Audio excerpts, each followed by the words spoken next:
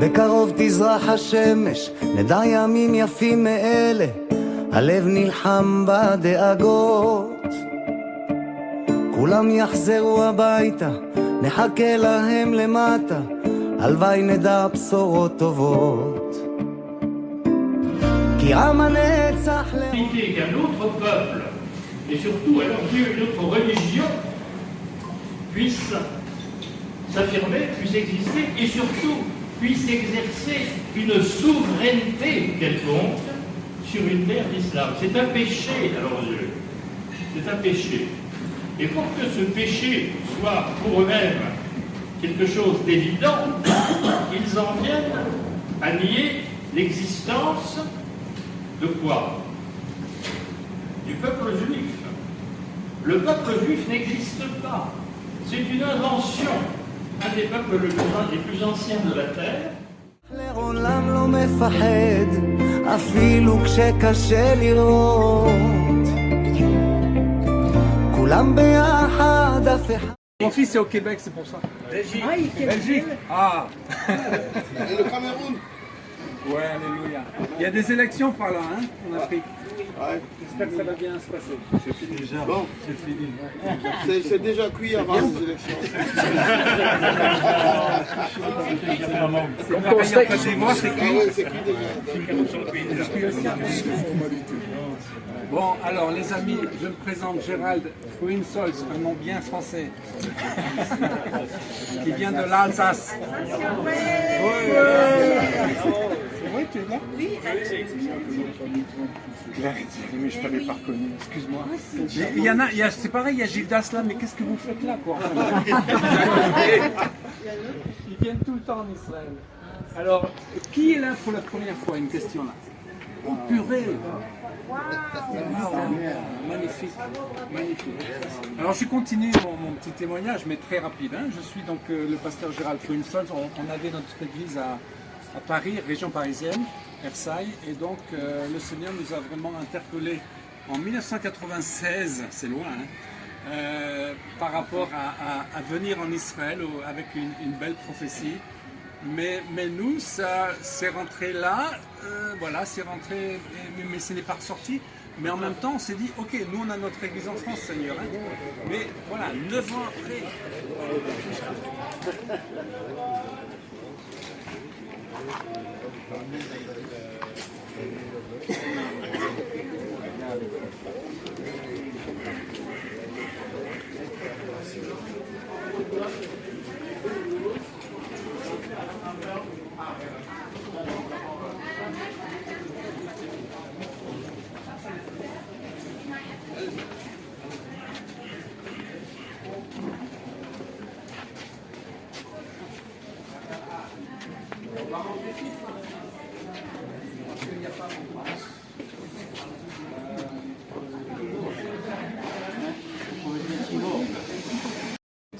On peut supposer que du temps des Byzantins, il y avait une forme de bâtiment.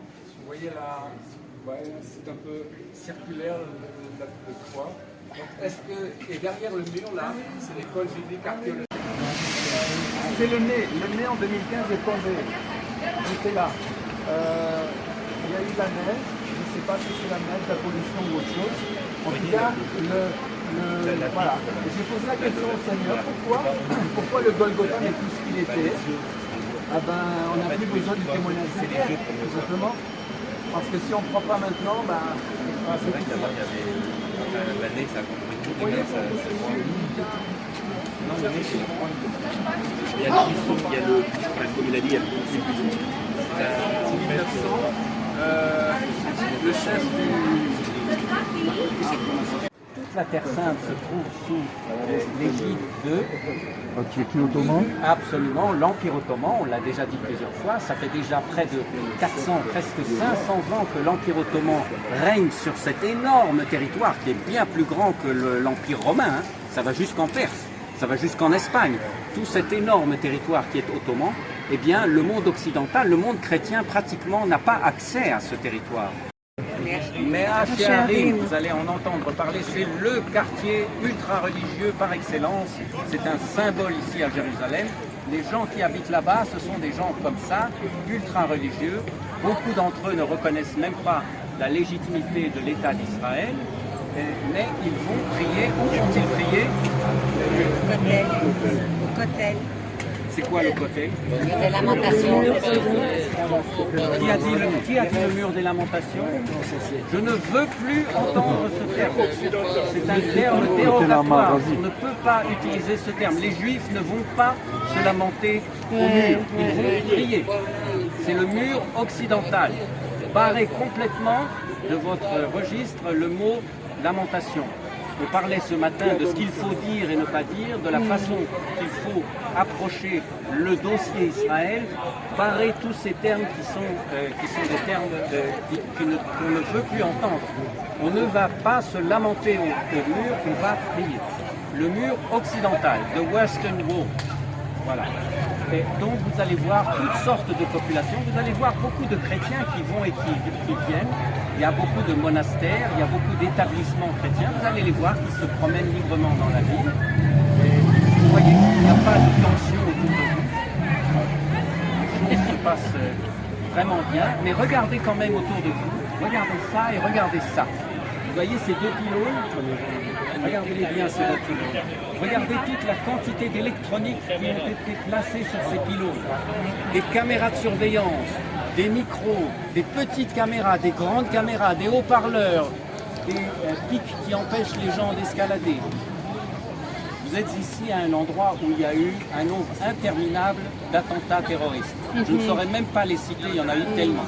Pas seulement beaucoup de morts, pas seulement des attentats, mais aussi énormément de confrontations. C'est vraiment le point classique de confrontation entre les Palestiniens et la sécurité israélienne. Vous voyez d'ailleurs que vous avez une petite cabane ici, une ici et une en bas. Ça c'est tout neuf. Ça a été construit dans les 2 dernières années. C'est pour la sécurité israélienne. Si vous regardez bien, et on repassera par là, vous pourrez regarder de près, vous avez 2 pancartes sur la cabane qui est là-haut, avec des petites flammes. Vous les voyez ces pancartes, vous les verrez très bien quand on repasse. Tout ça, ce sont des pancartes, et vous allez en voir plusieurs à travers la vieille ville. Ce sont des pancartes qui sont en mémoire des victimes de terrorisme. Vous allez voir la liste des victimes de chaque acte terroriste qui ont été commis dans ce périmètre. Voilà, laissons de côté le dossier conflit et parlons un peu de la porte de Damas que vous avez devant vous. Comme je l'ai dit, c'est de loin la plus belle porte, la porte la plus prestigieuse. Combien de portes y a-t-il autour de la vieille ville? 12 portes. Ça fait beaucoup.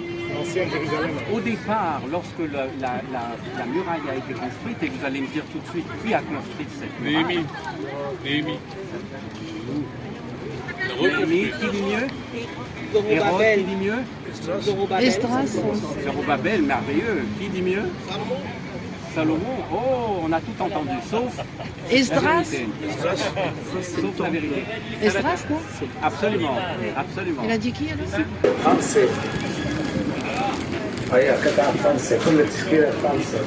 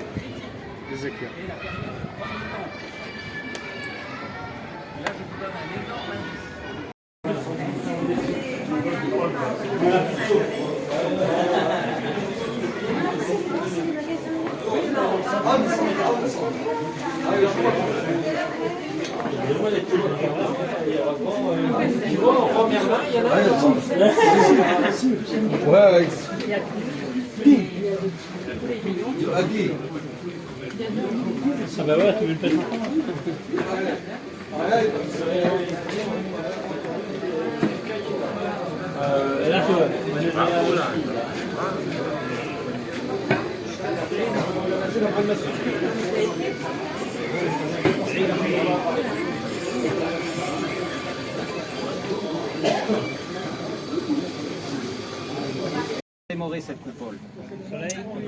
Non, non, non, on parle d'une coupole musulmane. Cette coupole, elle est musulmane. Oubliez pour un instant tout le reste.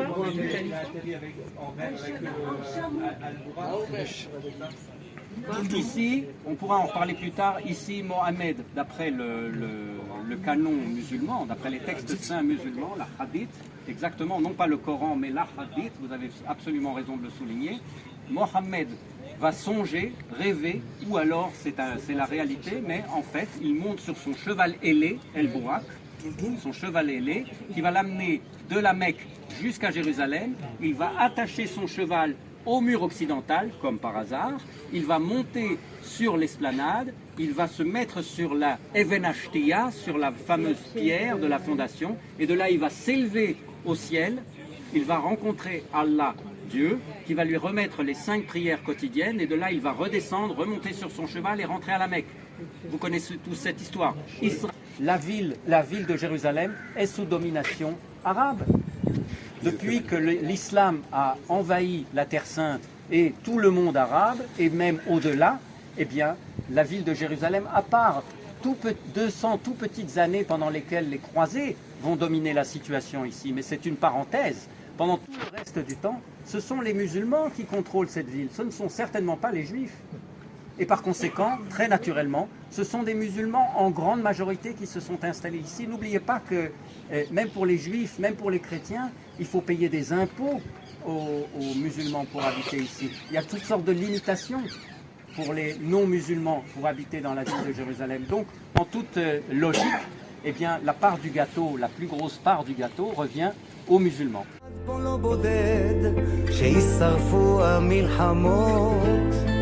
עם ישראל חי,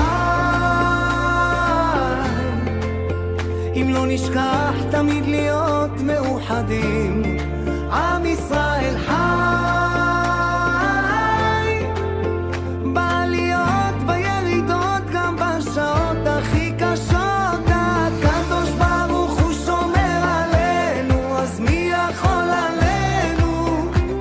כי אין לנו עוד מדינה.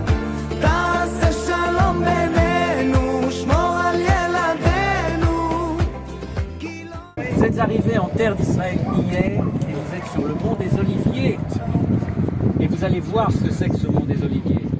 C'est vraiment beaucoup de choses, en particulier pour vous chrétiens. C'est un lieu exceptionnel. D'abord, regardez cette vue. Je crois qu'il n'y a rien à dire, il y a juste à observer, regardez cette vue que vous avez devant vous. Mais ce n'est pas par là que je veux commencer. Moi, je veux commencer par le mont des Oliviers lui-même.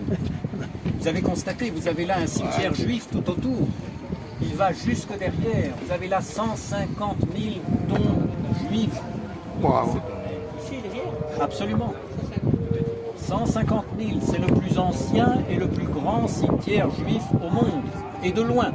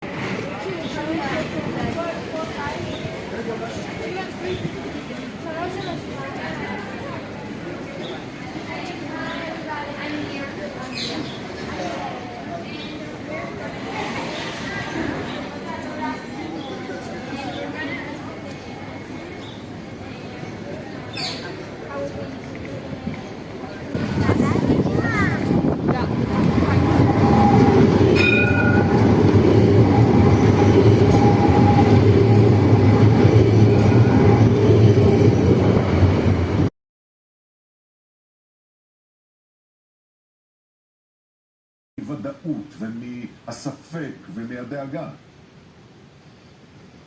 אלה ימים קשים מנשוא למשפחות 13 החללים שטרם הושבו. זה אירוע קשה להכלה. היא אומרת שאם היא הייתה צריכה להמתין אפילו עוד יום אחד, היא חושבת שהיא לא הייתה יכולה לעשות את זה. החמאס פה באכזריותו מנצל את הלקונה בהסכם, את זה So a little bit about myself. Like I said, my name is Itai. In the past 14 years, I'm working for a research institute here in Jerusalem, which I'll explain soon. And we are dealing a lot with trying to understand the anti-Israeli and the anti-Semitic. Eh bien parce qu'on a une énorme oasis ici. On est dans un désert, et regardez quel désert, c'est un désert aride. Et pourtant, ici, l'eau afflue, l'eau de très très bonne qualité, la nappe phréatique afflue, et on est pourtant très proche de la mer Morte.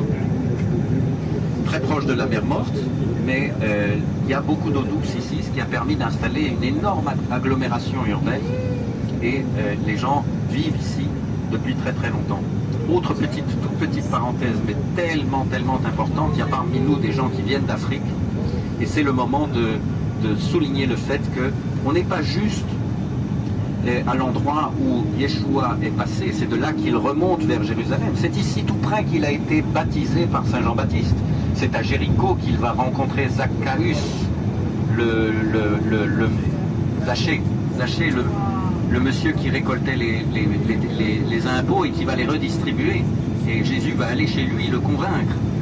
Tout ça se passe à Jéricho. Mais il y a un autre phénomène tout à fait fascinant qui se passe ici. À ce croisement de route, vous voyez, nous on va de l'ouest, de Jérusalem vers l'est. À l'est, nous avons une autre grande ville qui est la ville d'Amman, la ville de Philadelphie, la ville romaine de Philadelphie. Et cette route relie les deux grandes villes, donc un axe routier très important. Mais il y a un autre axe routier qui passe ici, qui va exactement à 90 degrés, qui vient du sud et qui va vers le nord. Et ça, c'est une route d'une importance absolument capitale dans l'histoire.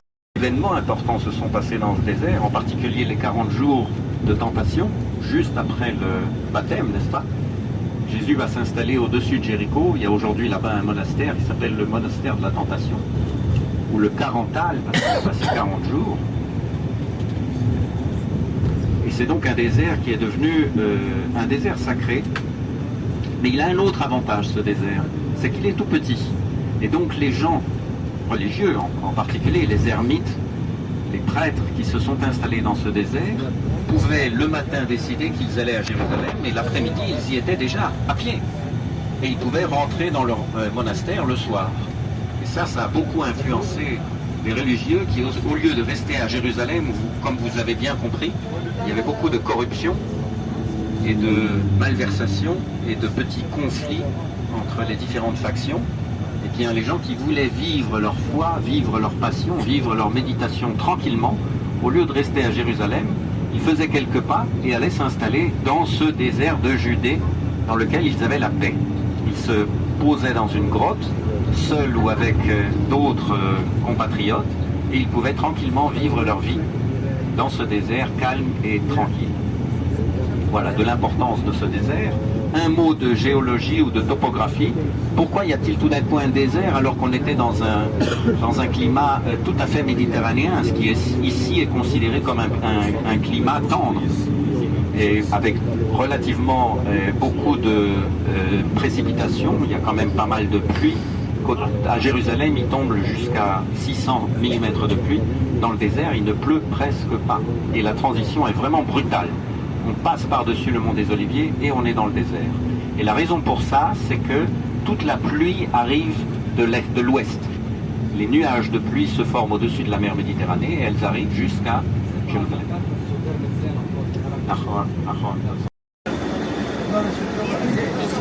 La raison pour laquelle ils vont monter dans le bus et la raison pour laquelle ils sont équipés de gilets pare-balles, c'est qu'on passe un poste frontière.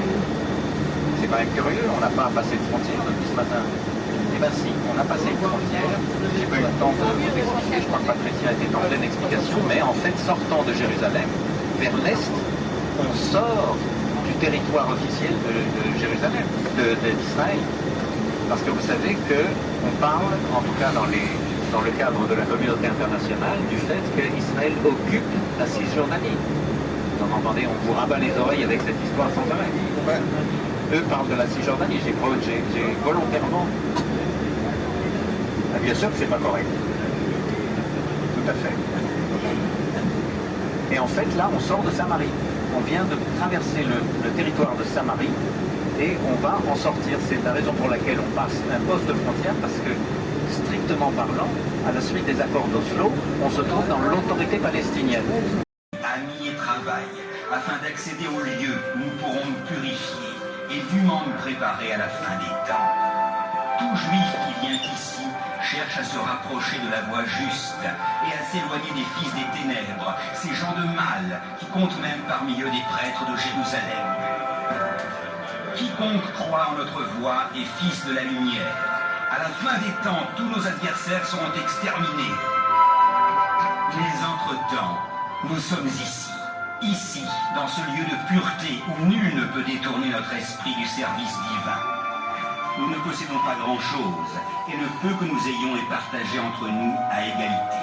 C'est lui, le Dieu clément, qui pourvoit à tous nos besoins, même en ce désert aride. Ce matin, à l'heure du travail dans la Palmeraie, un voisin est passé venant de Einot Cané, à 5 heures de marche.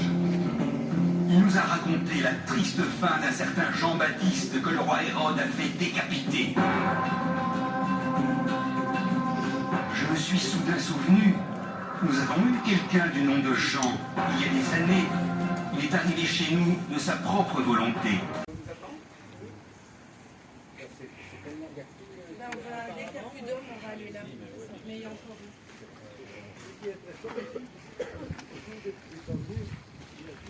oui, pour le coup d'un bout. Vous voyez la quantité d'eau.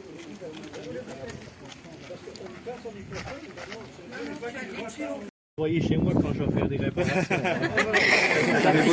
Il savait bosser, hein. Ah, à vous, c'est formidable. C'est comme les Italiens, après 2000 ans, les bâtiments sont encore là.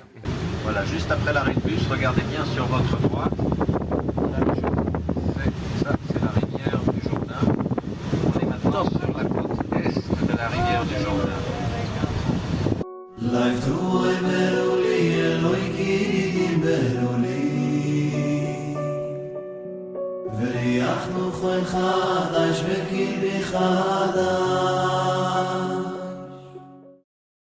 Après, j'ai dit, bon, ben, donc la prière marche. Je vais prier pour quelqu'un qui est, on dit en anglais, a hard nut, une noix qui est dure à casser. Et la première idée qui m'était venue, c'était ma mère, puisque ma mère nous avait enseigné, attention aux chrétiens, attention, etc.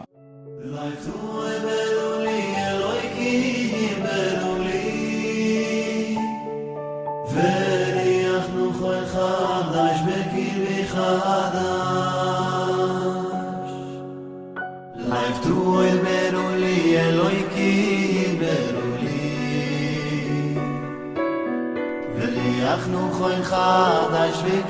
חדש לפתוח ברו לי אלוהיקים ברו לי ונחנו חוי חדש בקרבי חדש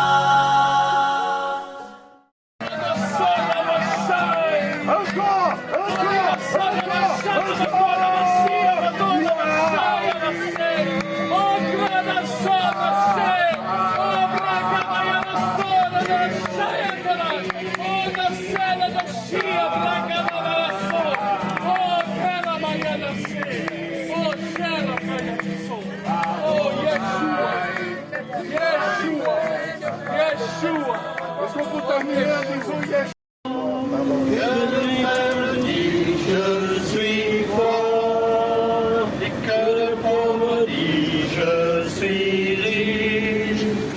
Il a fait de grandes choses pour nous. Shivi, Shivi, I love. Veu shivu aleichem. Shivi, Shivi, I love. Veu shivu aleichem. Shivi, Yoshivi, Ayla, Veyoshivu Alaichem. Shivi, Shivi, Ayla, Veyoshivu Alaichem. Oy, oy, oy, oy, Tate, ich will zurückkommen zu dir. Ashivaini venushivu aileichu.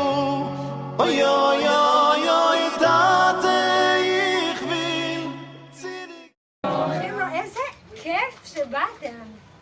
C'est extraordinaire que vous soyez כל venus. כך לא מובן מאליו שאתם פה. C'est pas du tout évident que vous soyez venus nous voir. En effet, on a souffert. Je ne sais pas à quel point.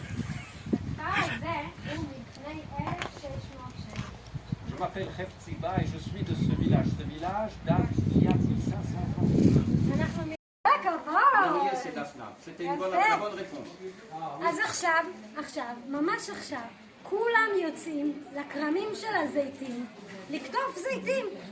יש לנו כמה דרכים איך לקטוף את הזיתים. טוב, אני אראה לכם. Bien. Et c'est justement l'époque où tout le monde dans le village, tout le monde sort et se rencontre dans les vergers d'oliviers pour cueillir les olives. Maintenant, il y a plusieurs façons de cueillir les olives et je vais vous montrer comment on fait. זה להיות העץ שלי? Toi, tu vas être l'olivier. Approche. Voilà l'olivier. Pas Moïse, là. גם אתם. טוב, אז יש כמה דרכים איך למסוק את הזיתים. Il y a plusieurs façons. Et d'ailleurs, דרך ראשונה, il y a plusieurs façons de cueillir les olives et en hébreu, il y a un verbe particulier pour cueillir les olives. On ne cueille pas, c'est pas le même verbe pour cueillir les oranges, pour cueillir les dattes ou pour cueillir les olives. Il y a un verbe particulier pour les olives, c'est limsok. Limsok, c'est forcément des olives. דרך ראשונה זה לקחת את העץ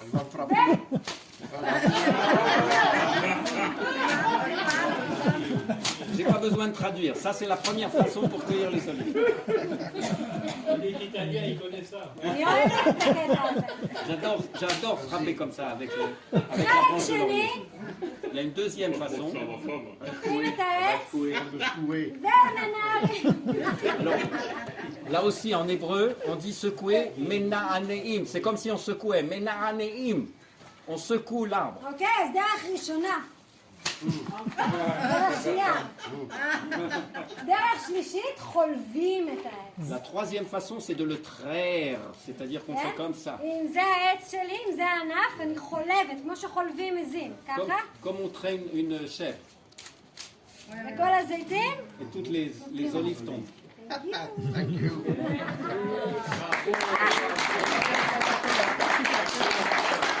אז אחרי שכתפנו את הזיתים, Une fois qu'on a assemblé les olives, אנחנו לוקחים אותם לבית הבד. on les amène à l'usine à huile, qui n'est pas une usine, c'est un atelier à huile. Moi je veux pas être d'olive. L'autre, c'est l'iotajai. Ok, alors, elle a un deal pour toi. Tu ne seras pas l'olive, tu seras l'âne.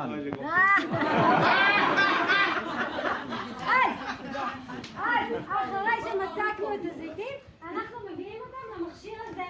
Une une fois qu'on a cueilli toutes les olives, les voilà dans le panier, on amène les olives ici. אני שמה קצת זיתים. Je mets quelques לא olives. אתם, לא אתם, אני קוראת לחמור.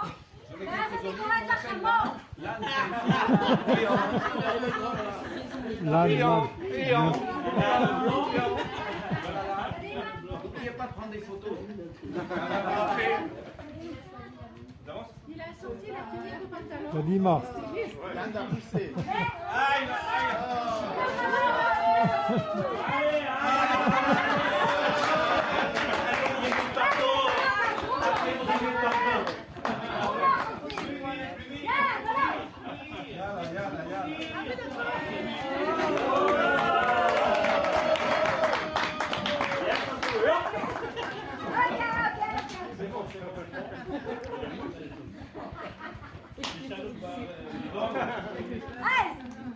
מה יש לנו פה?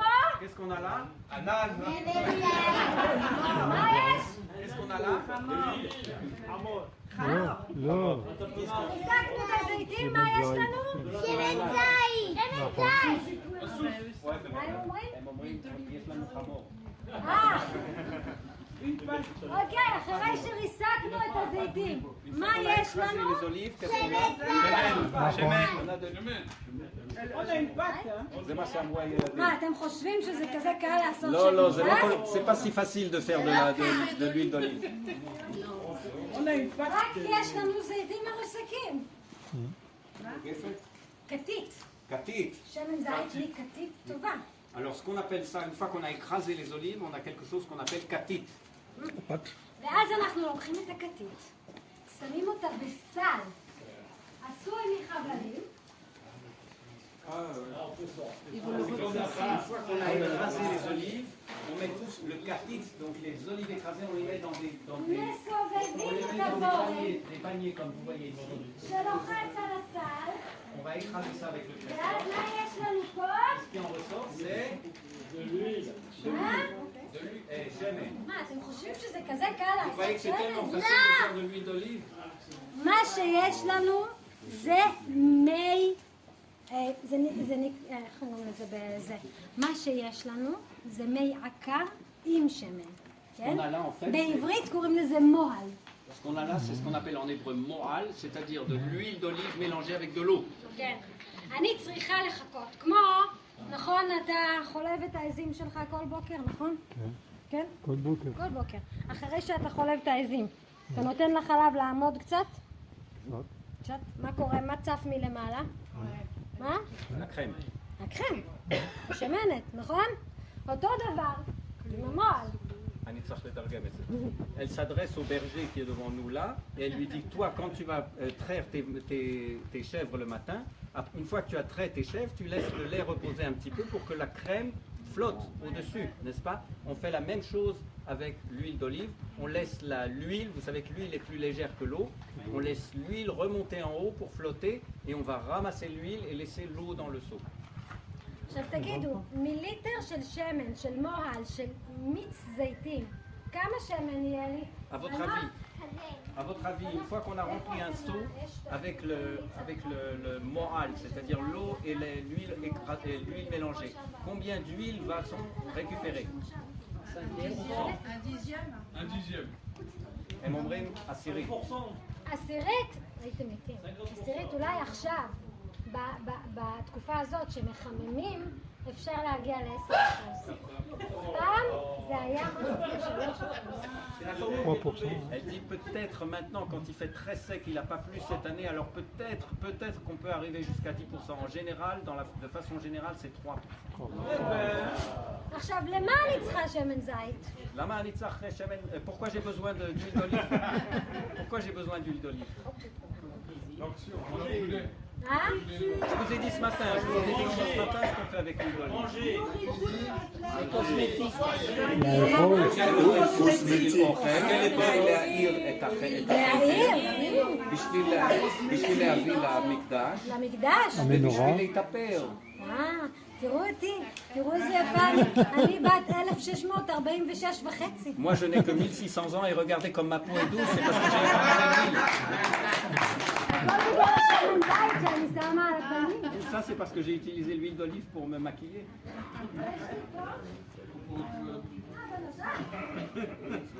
זה חם. Ça, c'est la crème.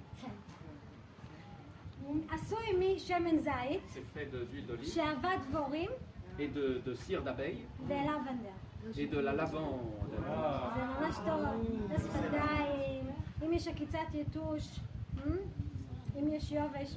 C'est très bon contre les piqûres de moustiques. תעבירו אחד Et מהשני. vous pouvez mettre ça sur les עשיתי. lèvres avant d'embrasser votre mari ou votre femme. La mienne est au Cameroun. תעבירו. Alors il faut que tu prennes זה avec. טוב לשפתיים, זה טוב לפנים. Passez là-bas. אני לא לוקחת, אני למסאז'. Oh, Dieudonné, qu'est-ce que tu fais?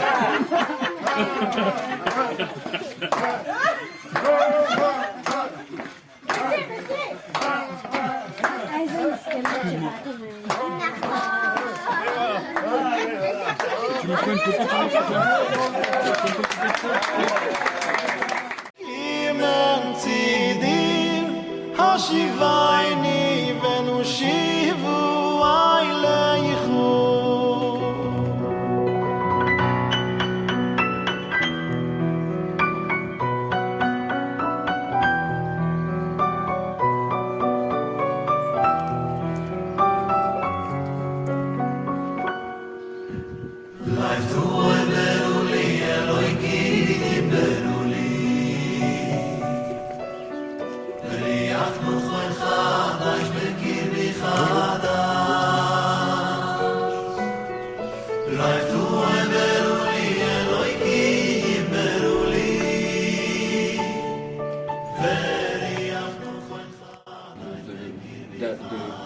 D'échange de feu intensif avec les Syriens, ils décident finalement qu'ils ne peuvent pas résister, ils décident de se replier.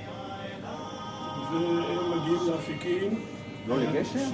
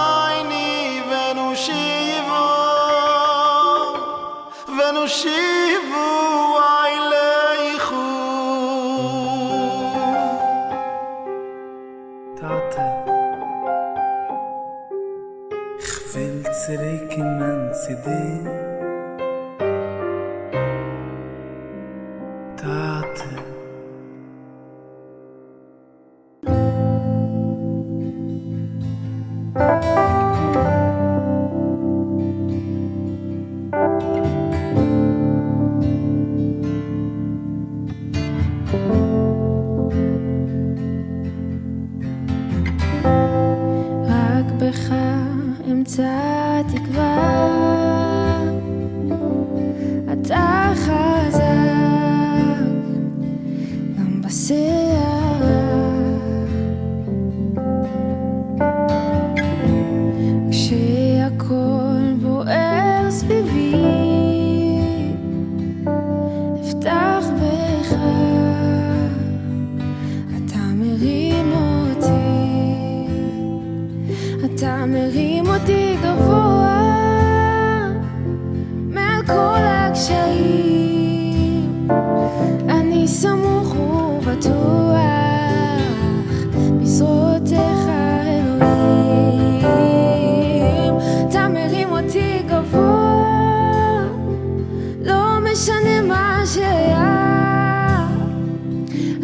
הניצחון כבר בידיך, אז אני רץ למטרה. הניצחון כבר בידיך, אז אני רץ למטרה.